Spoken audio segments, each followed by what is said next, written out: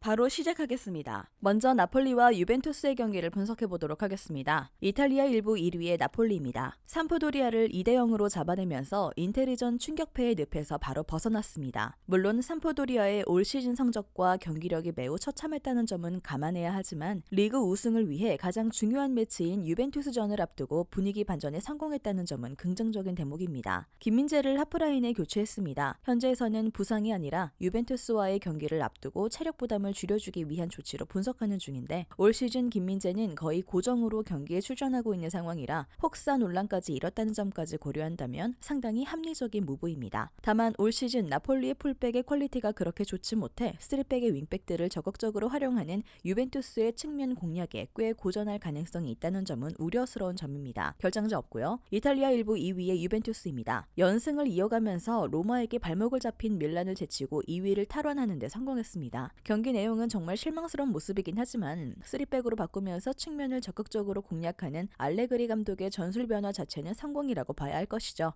부상자들이 여럿 나오고 있음에도 호재라고 할 수 있는 부분은 키에사의 폼 저하가 일어나지 않았다는 점과 라비오가 월드컵에서 보여준 좋은 폼이 플루크가 아니었다는 점인데요. 다만 여전히 중앙보다는 빌드업의 중심이 측면에 집중되어 있어 공격진의 파괴력이 상당히 떨어져 있습니다. 나폴리 측면 수비수의 퀄리티가 떨어져 코스티치 등 측면 자원들이 힘을 받을 수 있긴 하지만 최근 두 경기에서 유벤투스가 오픈 플레이에서 넣은 골은 없었고 밀리크와 다닐로가 프리킥과 코너킥 상황에서 넣은 두 골이 전부였습니다. 결장자는요. 브레메르, 블라우비치, 쿼드라도, 조르지, 보누치, 데실리오, 포그바 선수가 결장할 것으로 보입니다. 유벤투스의 수비적인 중원 구성과 8연승의 흐름은 부담스러울 수 있으나 나폴리의 빌드업 상황이 상당히 깔끔하고 유벤투스가 최근에는 오픈 플레이에서 득점이 나오고 있지 않은 흐름이라는 점을 고려해야 할 것입니다. 기본적으로 공격적인 정교함은 나폴리가 우위라고 보는 편이 좋겠고 나폴리의 승리를 예상합니다.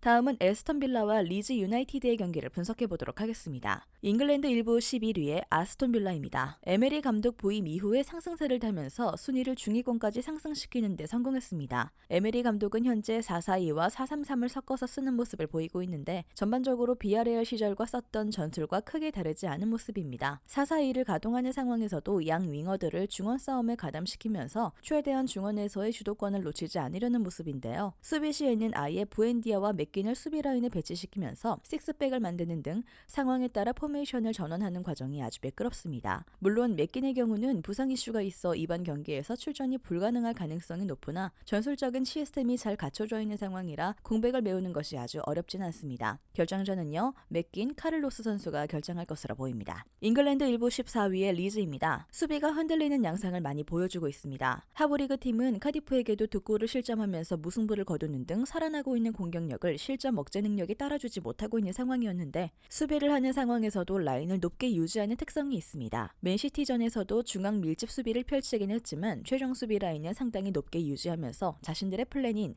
강한 압박을 유지하려는 모습입니다. 그러나 올 시즌 수비진의 전반적인 폼이 좋지 못해 실수로 인해 수비 라인이 무너지는 경우도 잦은 데다 풀백들의 잦은 전진으로 인해 생기는 리스크도 뚜렷합니다. 베버를 영입하면서 레프트백 땜빵을 보던 스트라위크를 센터백으로 돌릴 수 있게 되었다는 점은 호재지만 아직 수비 시스템에 리스크가 없다고 할 순 없습니다. 결장자는요. 포슈, 시니스테라, 벤포드, 달라스 선수가 결장할 것으로 보입니다. 리즈가 아직도 수비적인 약점이 뚜렷하고 공격적인 스탯은 그래도 좋은 편입니다.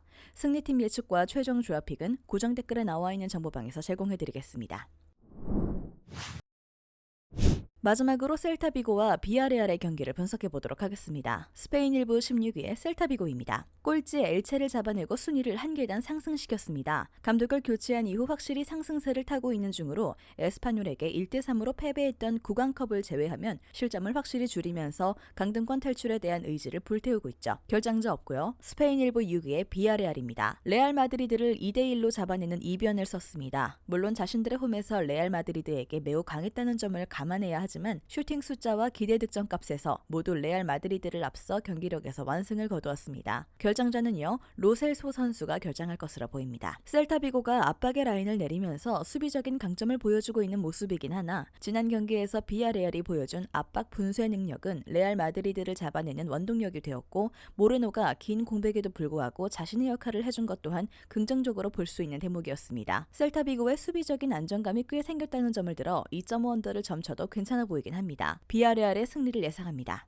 영상에서 알려드리는 내용들은 모두 1차 분석 내용들이며 2차 분석과 최종 조합픽은 영상 하단 고정 댓글 링크로 문의 주시면 안내 도와드리도록 하겠습니다.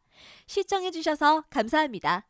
아직도 혼자 분석하고 계신가요? 이슬TV 스포츠 정보방에서는 실시간 스포츠 커넥션을 통한 소통하는 관리 시스템으로 확실한 수익을 전해드리고 있습니다. 정보방 입장 조건은 없으며 일반인들은 쉽게 접할 수 없는 배당 흐름 분석, 모든 경기 라인업과 결장자, 마지막으로 분석 모델링을 통한 최종 조합픽까지 무료로 제공해드리고 있습니다. 물론 마음에 안 들면 둘러보시고 나가셔도 됩니다. 혼자 하면 단기간으로 수익을 볼 수도 있겠지만 함께 하면 장기간으로 꾸준한 수익이 가능합니다. 정보방 무료 참여하시고 꾸준한 수익을 원하시는 분들은 영상 고정 댓글 링크로 문의 주시면 안내 도와드리겠습니다. 늦지 않았습니다. 함께 합시다.